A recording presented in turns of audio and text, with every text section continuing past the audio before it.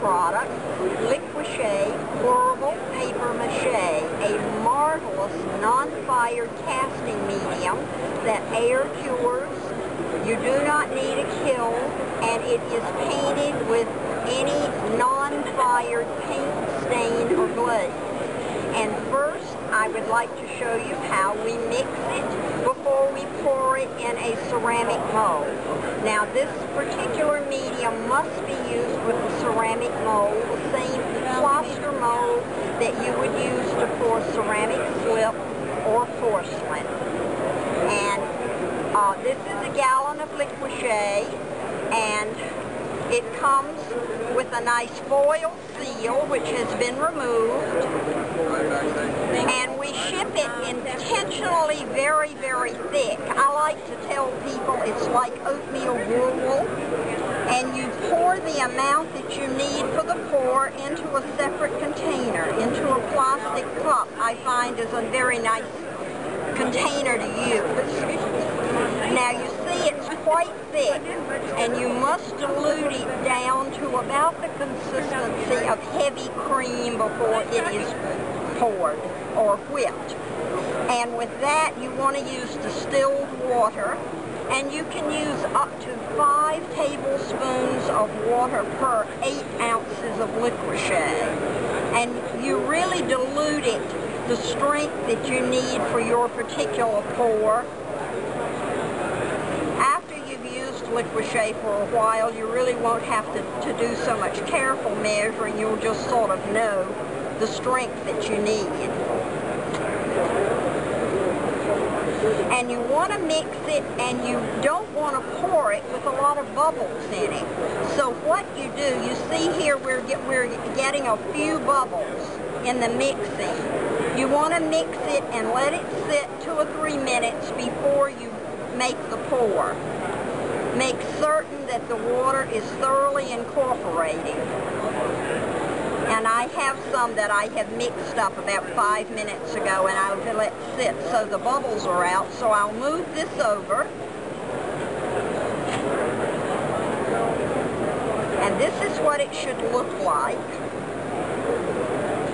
And now we need our plaster mold. And this particular mold, or fish, and this is a 2-part mold.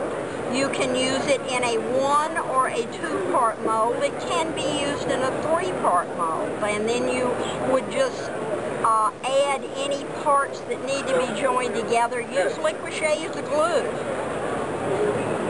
So first you have to close the mold with a rubber band. Now I pour dry. When you think about a mold, really all a mold is a sponge that is wicking the water away. So you don't really want to wet the mold before you pour, because you don't want a lot of water here.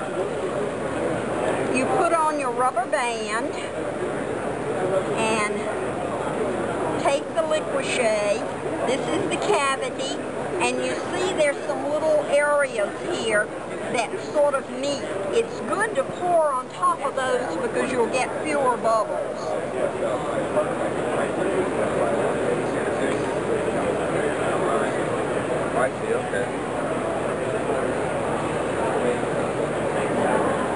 Now you can see this is, I call this the pour hole. You can see that the Li-Qua-Che has come up here, and it's very quickly sinking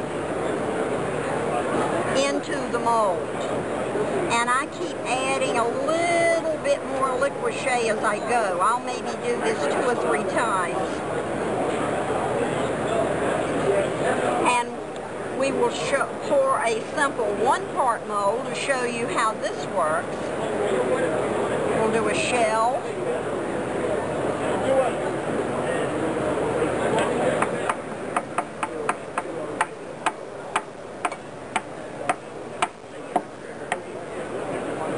And a little heart.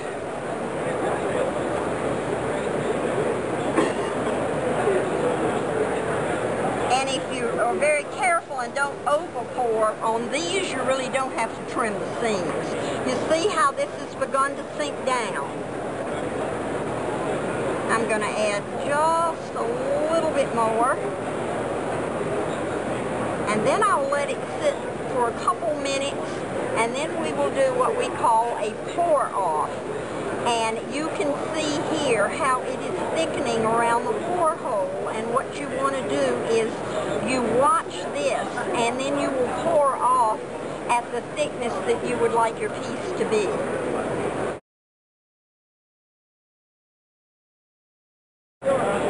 We've left the Li-Qua-Che in the mold for about 2.5 minutes.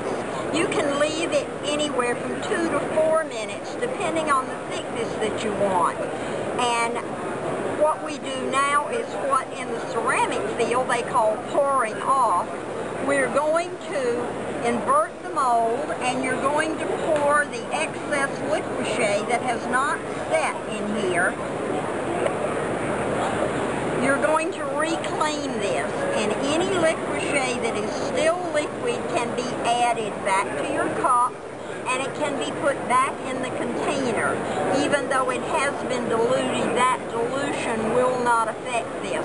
But remember, only dilute the amount that you need at a time.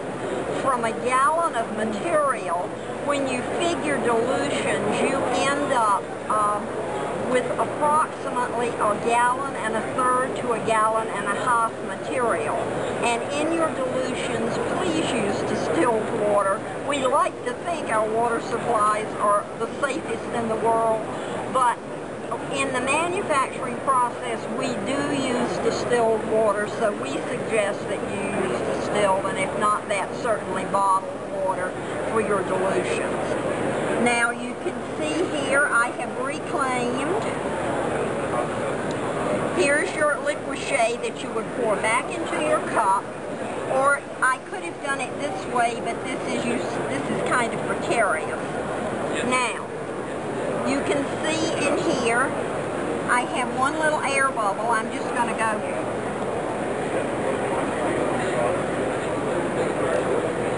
And you see, this is shiny and wet. This is beginning to be dull. It's already dry, but it is going to take about 20 minutes before I can open the mold and remove the casting and clean the seams. That is what you do with a two-part mold. On a one-part mold, you can see here that this is shrinking and drying very nicely. I will not make any pour-off on the little heart because it's such a shallow item. You don't want to make it any thinner. This particular shell, and now that these have rested for about 20 minutes, it's time to take them out of the mold. And first we will unmold the one-part molds, and you see how nicely they have dried, and the area that we have poured off is very smooth. And this is where the paper is.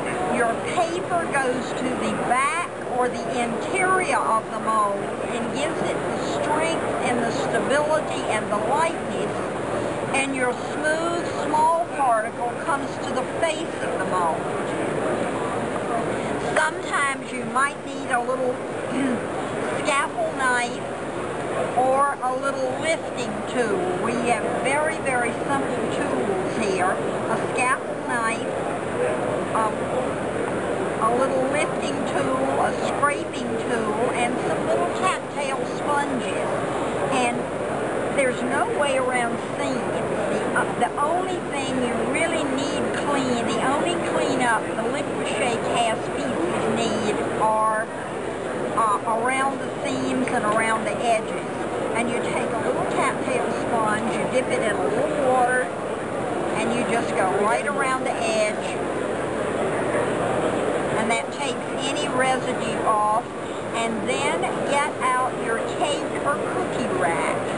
And that is where you're going to elevate them so that the air circulates all around and dries them. You see the lovely texture and detail this is cool. And from this mold,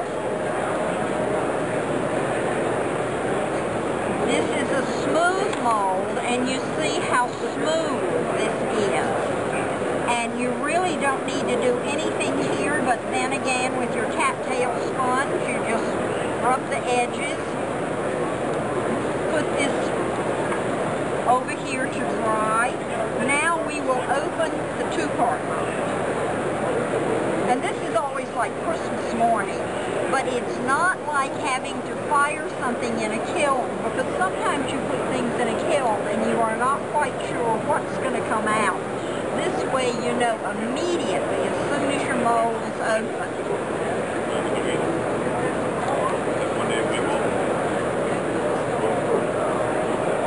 And there's the casting, and here is your mold.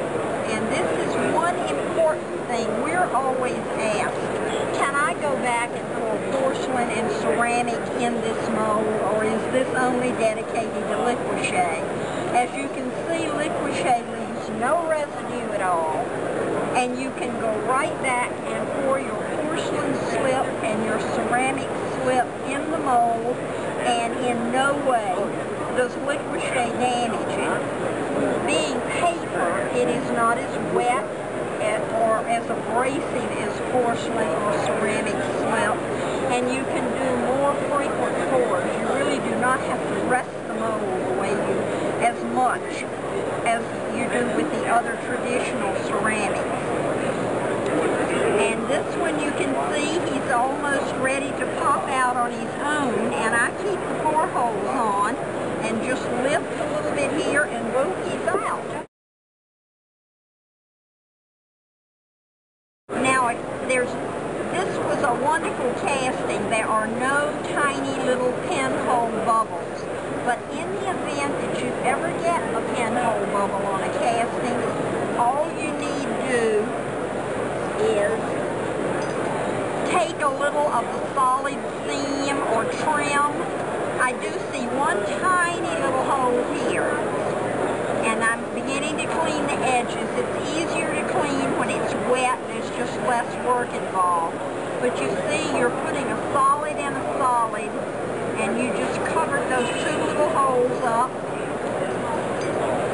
And with your scalpel knife, you just want to go along the seams very carefully.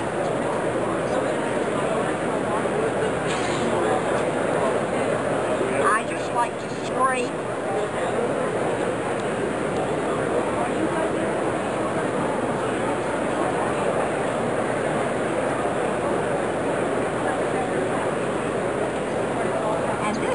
On a piece like this is really the only thing that's necessary. There is no sanding or cleaning of the piece. People ask me all the time, can I sand it? Well, that brings terror to my heart, because this is so smooth. You can see how smooth it is here. You do not in any way want to sand it, because remember, this is paper. And if you sand it, you're going to bring up the nap of paper fiber, and you don't want that little fuzz. But see, I scraped it with a little scalpel knife, and then take your damp cattail sponge, go over the seam,